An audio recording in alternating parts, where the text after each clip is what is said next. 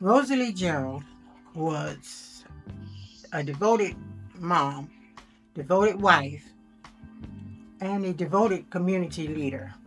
I remember seeing her and her and her siblings coming together during the summer and doing quilting. They would also make our clothes for the school year. Matter of fact, I remember one year I said, "Mom, can I just get a store-bought dress?"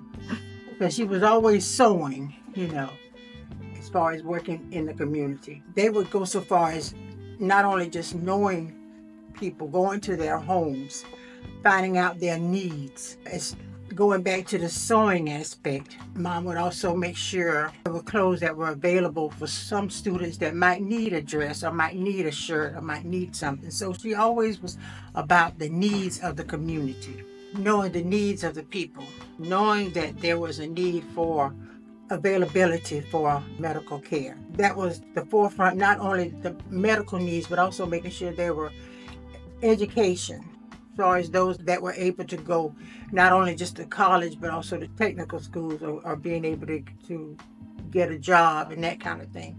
Again, you have to remember this was a different time where the teachers were close to their not only the students but also the parents and also the community. They not only knew the families, but they also lived in the community. So she and my dad and other teachers, I must say, they were able to go out and know these people and know the needs of these people.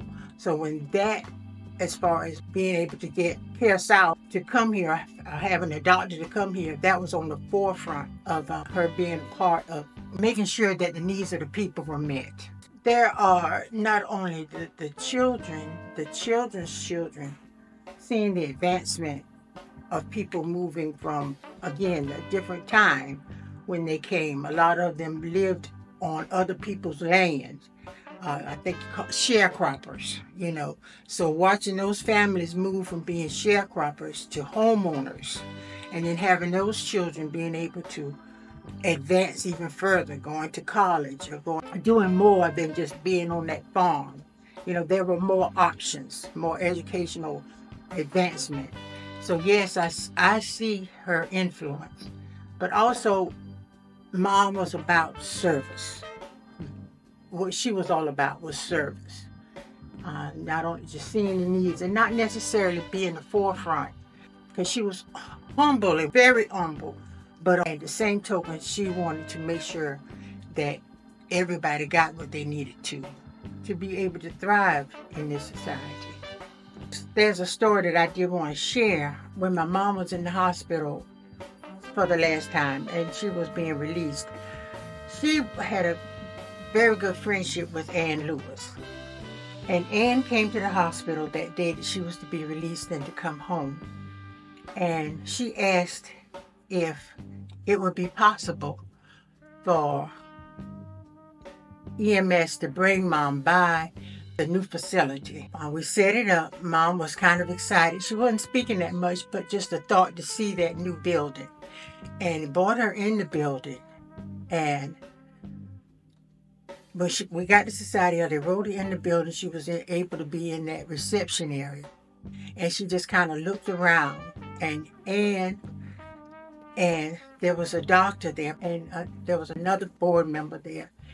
And just to see Mom looking and then seeing their reaction, it was a very emotional time. The doctor, he turned his head because you could see that he was so emotional.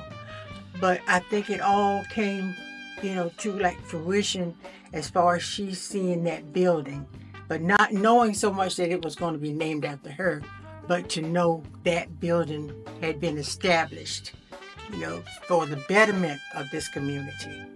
And I did want to share that because it was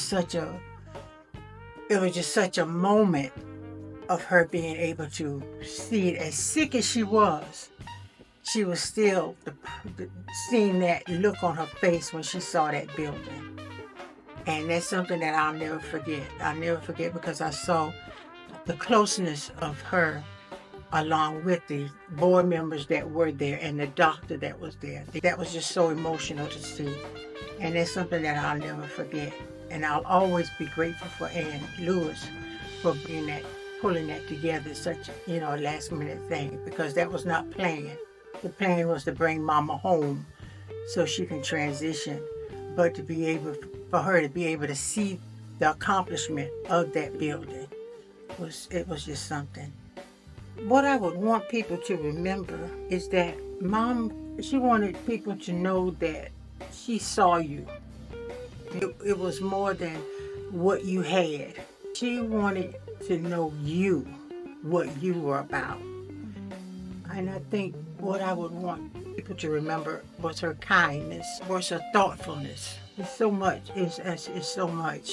Boy, you got to make me teary, kind of, because there was so much about her. She was not one that was flashy. You have to remember that about Mom. So she was not one that was flashy or wanted to show it, be showy or anything like that. But what she wanted was people to be able to thrive. I think I keep going back to thriving in service. That's what she would want. And sometimes people will come up to me and they'll say, oh, I remember your mom, and your mom helped me do this, or your mom helped me, you know. And I remember one time this lady came up to me, and I didn't know her, but she said Mama sewed her prom dress.